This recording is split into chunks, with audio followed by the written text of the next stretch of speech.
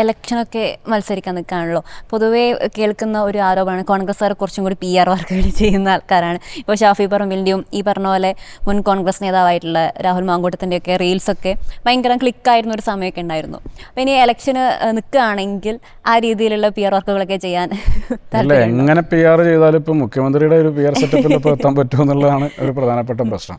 എൻ്റെയൊക്കെ ഒരു ചെറുപ്പകാലത്ത് ഞാനൊന്നും കേരളത്തിൻ്റെ മുഖ്യമന്ത്രിയായിട്ടിരിക്കുന്ന പിണറായി വിജയനൊന്നും ചിരിക്കുന്ന ഒരു ചിത്രം ഒരു പത്രത്തിൽ അച്ചടിച്ചു വന്ന് കണ്ടിട്ടില്ല. പക്ഷേ കേരളത്തിൽ വന്ന PR ഏജൻസികളുടെ ഒരു ഗുണം എന്ന് വെച്ച് കഴിഞ്ഞാൽ പിണറായി വിജയനെ പോലും ചിരിക്കുന്ന ഒരു ഫോട്ടോ എടുപ്പിക്കാൻ കഴിയുന്ന രീതിയിലേക്കുള്ള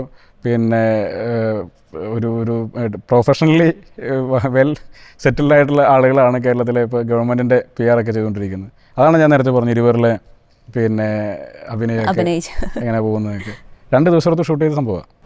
2 ദിവസം എടുത്തിട്ടാണ് കേരളത്തിൻ്റെ മുഖ്യമന്ത്രിയും മലയാളത്തിൻ്റെ മഹാനടൻ മോഹൻലാലും കൂടി ഒരു സിനിമയിൽ ഒരു ഡോക്യുമെൻ്ററിയിൽ അഭിനയിക്കുന്നത്.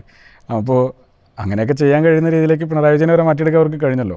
അപ്പോൾ PR ഒക്കെ ഈ കാലത്തൊക്കെ രാഷ്ട്രീയത്തിൻ്റെയൊക്കെ ഭാഗമായിട്ടൊക്കെ ഉണ്ട്. അങ്ങനെ ചെയ്യുമോ എന്ന് ചോദിച്ചാൽ അങ്ങനെ എനിക്കിപ്പോൾ പറയാൻ കഴിയില്ല. ഒരു തെരഞ്ഞെടുപ്പിൻ്റെ ഭാഗമായി നമ്മൾ ജനങ്ങൾക്ക് മുമ്പിലേക്ക് അവതരിപ്പിക്കേണ്ട സ്ഥാനാർത്ഥിയായാൽ, നിലവിലല്ല, സ്ഥാനാർത്ഥിയായാൽ തെരഞ്ഞെടുപ്പിൻ്റെ ഭാഗമായി ജനങ്ങൾക്ക് മുമ്പിൽ അവതരിപ്പിക്കേണ്ട കാര്യങ്ങളെ സംബന്ധിച്ച് ഈ കാലഘട്ടത്തിൻ്റെ ഒരു സാധ്യതകളൊക്കെ ഉപയോഗിക്കുകയാണെന്നല്ല.